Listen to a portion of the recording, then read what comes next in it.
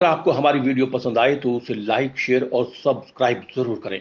नमस्कार दोस्तों, मैं श्याम वशिष्ठ और आप देख रहे हैं पीआर खोज। जनता अब की बार भाजपा को उसका असली चेहरा दिखा देगी। जनता बेसब्री से लोकसभा चुनाव का इंतजार कर रही है। लोकसभा चुनाव नजदीक आते ही यूथ कांग्रेस ने प्रदेश की कमान संभालते हुए कार्यशालाओं के आयोजन को गति दी है। आपको बता दें कि सोनीपत में यूथ कांग्रेस की महत्वपूर्ण कार्यशाला का आयोजन करते हुए बताया कि लोकसभा चुनाव में बीजेपी को प्रदेश से बाहर करने की तैयारी की जा रही है। उन्होंने कहा कि बढ़ती महंगाई से त्रस्त प्रदेश की जनता अब की बार भाजपा को उसका असली चेहरा दिखा देगी। यूथ कांग्रेस के प्रदेश अध्यक्ष की कमान संभालने वाले दिव्यांशु बोधिराजा ने साफ कर दिया कि अब की बार जनता बेसब्री से लोकसभा चुनाव का इंतजार कर रही है। उन्होंने कहा कि अब की बार भाजपा को सत्ता से बाहर का रास्ता खुद जनता ही दिखा देगी। वहीं पत्रकारों के सवालों का जवाब देते हुए बुद्धिराजा ने कहा कि धरना प्रदर्शन कर रहे पहलवानों को भी भाजपा के राज में न्याय नहीं मिल रहा।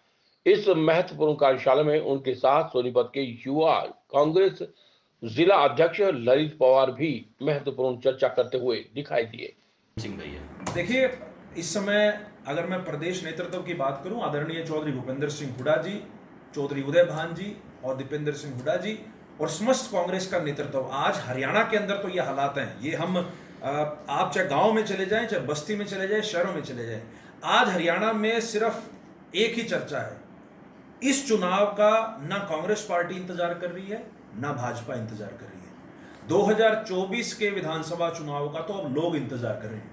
लोग ये कह रहे हैं कि हम उस दिन का इंतजार कर रहे हैं जब वो मशीन हमारे सामने होगी और उसका खटका इतनी जोर से दबाएंगे कि उसकी आवाज चंडीगढ़ तक जाएगी। ये मैं बात हमेशा कहता हूं, हरियाणा के अंदर तो ऐसे हालात हैं कि आने वाले समय में 2024 के विधानसभा चुनाव में हरियाणा में बड़े से बड़े मंत्री, संतरी और मुख्यमंत्री का लोग सफाया करेंगे। बीजेपी 2 डिजिट में भी नहीं आ पाएगी। तो लोगों का झुकाव इस समय कांग्रेस पार्टी की तरफ से, दूसरी दलों के जो लोग छोड़ के कांग्रेस पार्टी में हमारे प्रदेश नेतृत्व में आस्था जताकर आ रहे हैं, हम उनका दिल खोलकर स्वागत करते हैं। और अच्छे लोगों को जरूरत है कि एक प्लेटफॉर्म पर आए। और आज जो जनता इनकी नीतियों की वजह से जो त्राही त्राही कर रही है, तो जनता को कहीं ना कहीं कांग्रेस पार्टी से, हुड्डा साहब से, उदय भान जी से, दीपेंद्र हुड्डा जी से उनको उम्मीद लगती है। तो मुझे भी ये विश्वास है कि 2024 में हरियाणा के अंदर पूर्ण बहुमत से हुड्डा साहब के नेतृत्व में कांग्रेस की सरकार बनेगी।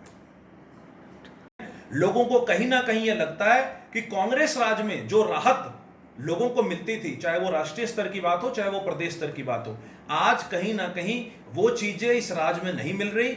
तो इसलिए लोगों ने इस पर मन बना रखा है। 2024 के चुनाव में, लोकसभा चुनाव में, लोग भाजपा को बाहर का रास्ता दिखाएंगे और कांग्रेस को जो है पुनः इस देश के अंदर स्थापित करेंगे। देश में संविधान सबसे ऊपर है।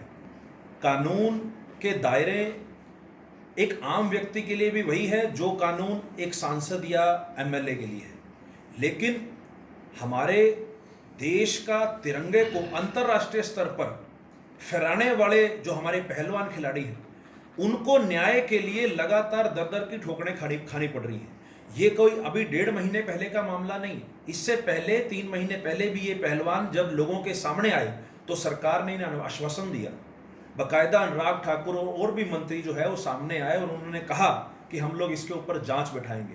लेकिन उस जांच में भी सिर्फ एक खानापूर्ति करने का काम जब सरकार के द्वारा किया गया तो मजबूरन हमारे खिलाड़ियों को सड़कों पर उतरना पड़ा। पिछले 1.5 महीने से ये बड़ी शर्मनाक बात है। पहलवानों की जो मांग है वो पूर्ण रूप से जायज है। पहलवान सिर्फ यही तो मांग कर रहे हैं कि जो एफआईआर दर्ज हुई है उसके तहत बृजभूषण की गिरफ्तारी होनी चाहिए। तो वो गिरफ्तारी में क्यों केंद्र सरकार में बैठे मंत्री बाधा बन रहे हैं? जो कानून एक आम व्यक्ति के लिए यह अधिकार देता है कि उसको गिरफ्तार किया जाए, उस कानून में क्यों फेरबदल करके या क्यों स्पेशल ट्रीटमेंट बृजभूषण शरण सिंह को दिया जा रहा है? हम पहलवानों के इस मामले पर उनका पूर्ण रूप से समर्थन करते हैं। और अभी हाल ही में पहलवानों ने एक बात कही है कि वो लोग पंचायत करेंगे और उसमें वो फैसला लिया जाएगा कि आगे का जो धरना है वो कहां से चलेगा। हरियाणा युवा कांग्रेस पार्टी पूर्ण रूप से उनकी मांगों का समर्थन करती है। युवा कांग्रेस की आज प्रदेश स्तरीय बैठक सोनीपत जिले के अंदर हमारे मजबूत साथी जिला अध्यक्ष भाई ललित पवार जी ने आयोजित करी है। और इस बैठक में हमारे सभी प्रदेश पदाधिकारी, जिला अध्यक्ष और विधानसभा अध्यक्ष साथियों को बुलाया गया है। जैसा कि आप जानते हैं कि 2024 अब काफ़ी दूर नहीं है।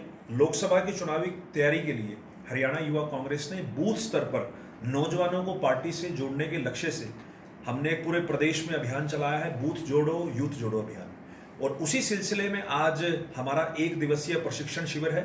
हमारे जिम्मेवार पदाधिकारी साथियों को इस अभियान के माध्यम से किस प्रकार वो जमीनी स्तर पर जाकर नौजवानों को पार्टी के साथ जोड़ा जाए, उस लक्ष्य से आज हरियाणा युवा कांग्रेस की सोनीपत जिले के अंदर एक प्रदेश स्तरीय बैठक रखी गई है। बिल्कुल ये हमारा कार्यक्रम पूरे देश में चल रहा है। भारतीय युवा कांग्रेस हर प्रदेश में बूथ जोड़ो यूथ जोड़ो के माध्यम से 2024 चुनावी तैयारी के लिए काम कर रही है और उसी सिलसिले में आज हमारी हरियाणा के अंदर बैठक है। लेकिन भारतीय युवा कांग्रेस पूरे देश में, प्रत्येक प्रदेश में इस कार्यक्रम के माध्यम से बूथ स्तर पर नौजवानों को पार्टी के जोड़ने के लक्ष्य से काम कर रही है। देखिए, आज सबसे बड़ा मुद्दा अगर इस देश में कोई है तो वो महंगाई का मुद्दा है। आज लोगों के पास भरपूर साधन नहीं है, संसाधन नहीं है। आज लोग 2 वक्त की रोटी खाने के लिए भी लोगों को सोचना पड़ रहा है। अगर हम सिलेंडर की बात करें तो सिलेंडर के भाव आसमान छू रहे हैं। पेट्रोल डीजल कहीं ना कहीं 100 का आंकड़ा छूने को है। इस समय दाल, आटा, चावल, इन जैसी जो खाद्य की चीजें हैं उनके रेट भी आसमानों को छू रहे हैं। तो लोग इस सरकार से तंग है। जो सरकार 2014 में लोगों को बड़े बड़े सपने दिखाकर महंगाई पे जो है महंगाई की बात करके जो सरकार सत्ता में आई थी, आज उस सरकार में अगर 2014 का मुकाबला करें तो जो रेट 2014 में थे उससे कहीं ना कहीं डबल हो चुके हैं। तो मुझे लगता है कि इस समय आम जनमानस की भावना जो है वो बीजेपी से पूर्ण रूप से विमुख हो चुके हैं।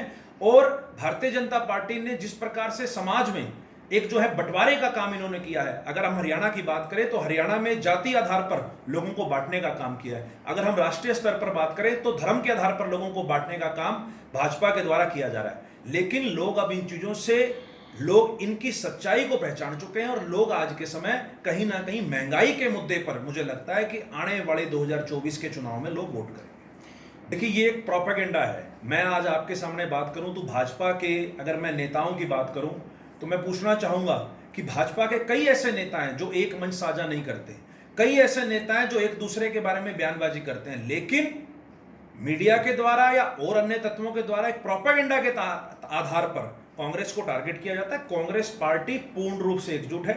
अभी हाल ही में आपने देखा कर्नाटका में कांग्रेस पार्टी ने परचम लहराया और जिसका असर हमारे हरियाणा, जम्मू कश्मीर, नॉर्दर्न पूरी बेल्ट में हुआ। PR खोज के लिए रणबीर ओला के साथ श्याम वशिष्ठ।